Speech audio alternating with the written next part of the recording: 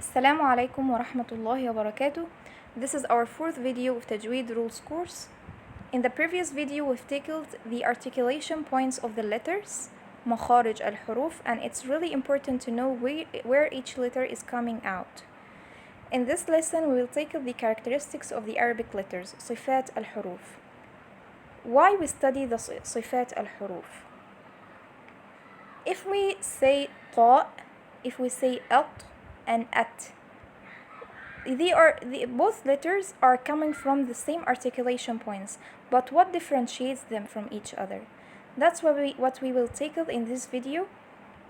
We study the characteristics because they differentiate letters from others that share the same articulation point. The characteristics of the Arabic letters are divided into two sections, and in this video we'll just tackle the first section, which is the one that have opposites. The one that have opposites are 5 groups. The first group is the whisper versus the apparent, or al-hams versus al-jahr. The second is the strength versus softness, or al-shidda versus al-rakhawa, and in between them there is al-tawassut. The third group is the elevation versus the lowering, al-isti'la versus al-istifal.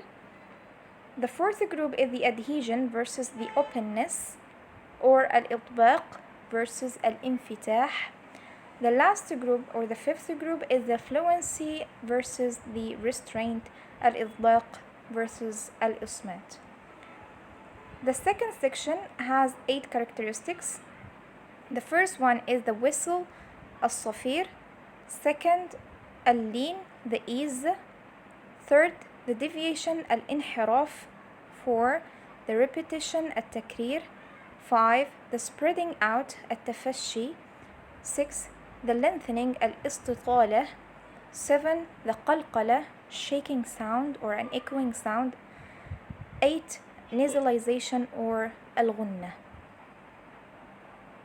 The first group of the characteristics with opposites are the hams versus al-jahr. If we pronounce the letter as, we will notice that there is a running on of breath, while if we say el, the vocal cords are closed and the air is imprisoned. That's why the air is not coming out of the mouth.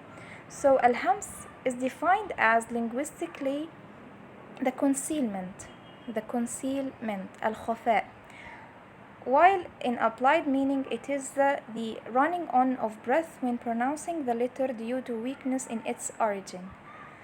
The letters of this characteristics are collected in one sentence called sakata fahathahu shakhs.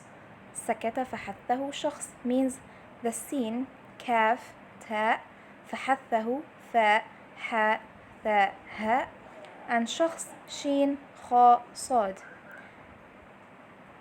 The second characteristics is audibility or al-jahr.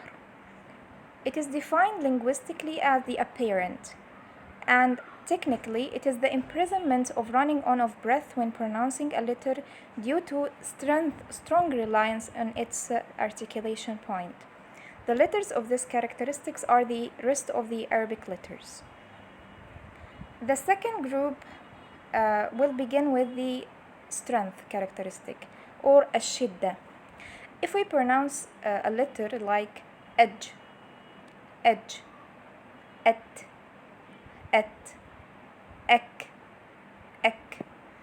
so it is defined linguistically as the strength, and technically it is imprisonment of the running of the sound when pronouncing a letter due to complete reliance on the articulation point. The letters of this characteristics are collected in one sentence: ajidu, qatin, bakat. Ajidu, qatin, bakat, which are the letters of hamza, jim, qaf, ta, ba, kaf, and ta. Notice here that the letters of the ta and kaf, the qalqala letters, which we will tackle in the next video, are collected in one sentence: qutba, jad, the qaf, ta, ba, and jad, jim, and dal. The only letters in shidda group that are not in the letters of qalqala are the ta and kaf. Why? When we say at before releasing the tongue from the roof of the mouth, it has two characteristics. The first one, before releasing, it has shidda, and when releasing the tongue, as the first picture here illustrate, there is a running of breath. That's why it has hams as well. And in all cases except in ta and kaf, all characteristics are applied simultaneously to a letter. But when the ta and kaf are sakina, like when I say at and ak, first the characteristic of the shidda is applied, then the characteristic of the hams, which is running out of breath, is applied. And the same for the letter kaf. When I say ak, before releasing the air, it has the characteristic of shidda, and after releasing there is a running of breath. That means that it has a hams or a whisper. The second characteristic of this group is the التوسط, or in between the رخاوة and shidda. It is defined as linguistically as the moderation, at the moderate of the three characteristics, and is in between the two other characteristics of strength and softness. And technically, it is between strength and softness, so that the sound is partially imprisoned and partially running when pronouncing the letter. The letters of these characteristics are collected in one sentence: Lin Umar, Lin Umar, the lam, nun, ain, mim, and ra. As we see here in the picture, if we pronounce the letter ra, r, we will notice that the partial running of sound when pronouncing the ra due to the presence of most of the tip of the tongue as a barrier from passing the sound from the front side. R, R. While in the letter lam, there is a partial running of the sound, L, but the tip of the tongue is the barrier from the running of the sound completely. While in the letter Ain, the epiglots are here the barrier, so there is a partial running of sound when pronouncing this letter. While in the letter Mim and Nun, the air is divided into two spaces or two passages: the passage of the mouth and the passage of the nasal cavity to make the ghunna. The third characteristic is the softness, al-rakhawa. It is defined linguistically as softness, while technically it is running on of sound with the letter to weaken the reliance on the articulation point. The letters of this characteristics are the rest of the Arabic letters, except the one that is in shidda, ajidu, qatin, bakat, and the one that in the letters of the tawassut, lin, umar. As we see here in this picture, that the letter zai, when we say as, is very soft. The third group with us is al-isti'la versus al-istifal, or the elevation versus the lowering. Al-isti'la is defined as linguistically as elevation, and technically it is directing the pressure of the letter to the roof of the mouth due to an elevation of the deepest part of the tongue. That's why it's called elevation, because the deepest part of the tongue is elevated when pronouncing the isti'la letters. There are 7 letters in al-isti'la: khussa, ضغط, qidh, khussa, ضغط, qidh, the kha, sad, and then ضاد, ghain, ta, and lastly qidh. They are also known as the letters of tafkhim, or they are heavy letters, which we will tackle in the next video, inshallah. While the second characteristic is the lowering, al-istifal, lowering of the deepest part of the tongue. It is defined linguistically as dropping or lowering, and technically as the absence of pressuring the letter to the roof of the mouth due to the lack of raising the deepest part of the tongue when pronouncing the istifal letter. The letters of this group or of these characteristics are the rest of the Arabic letters. The picture here will illustrate these two characteristics, as in the letter qaf of isti'la. This is an isti'la letter. It is a heavy letter. When pronouncing any of these 7 letters, the posterior portion of the tongue needs to be elevated to the root of the mouth, as we can say eqo, eqo. While in the istifal, the light and heavy lam, when we say Allah, Allah, in the heavy lam the air is coming up, while in the light lam the air is coming out. Lillah, Lillah, Allah. While in the light and heavy alif, the air in the heavy alif is coming outside, and the deepest portion of the tongue is elevated a little bit, like when I say qala, qala. And in the light alif, when I say thawab, thawab.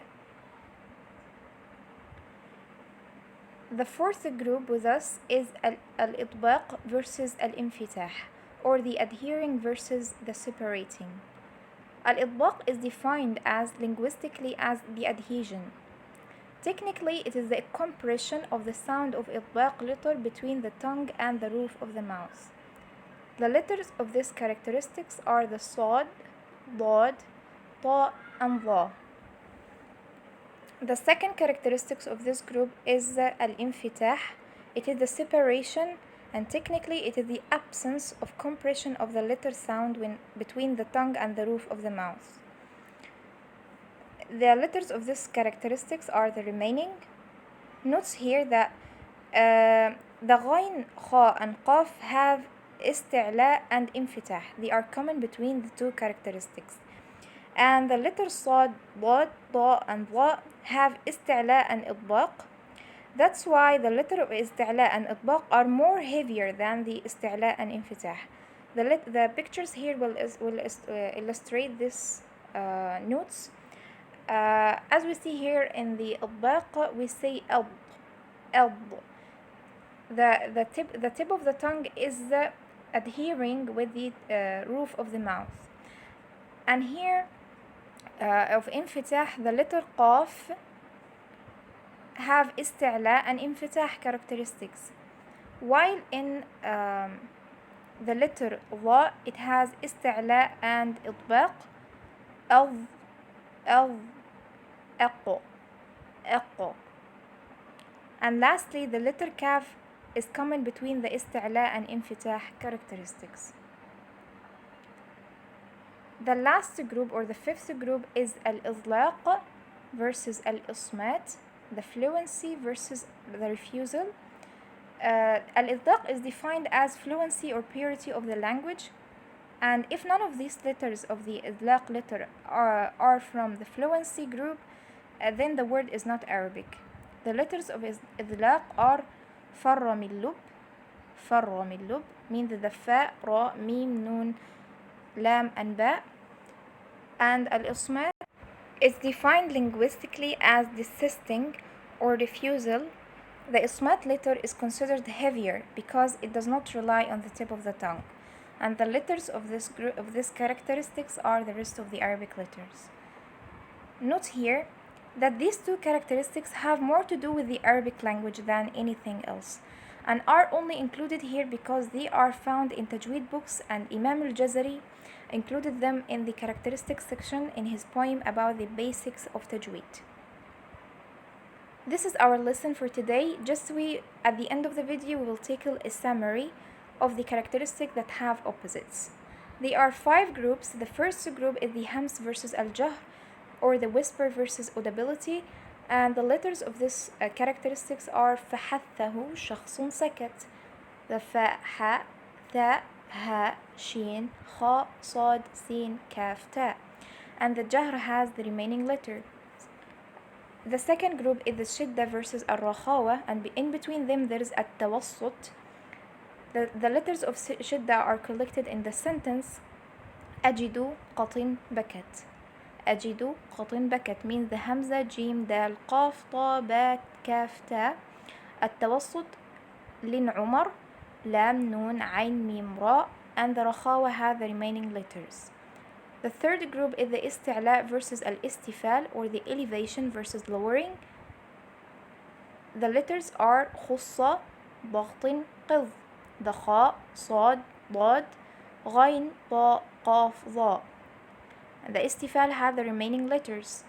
The fourth group is the إطباق, or adhering, versus الانفتاح, the separation. The إطباق, طاء, ظاء, صاد, and ضاد. And the انفتاح had the rest of the Arabic letters. Lastly, the إطلاق versus الإصمات, or the fluency versus the refusal. فر من لب, فر من لب, the فاء, راء, ميم, نون, لام, باء, and the إصمات has the remaining letters.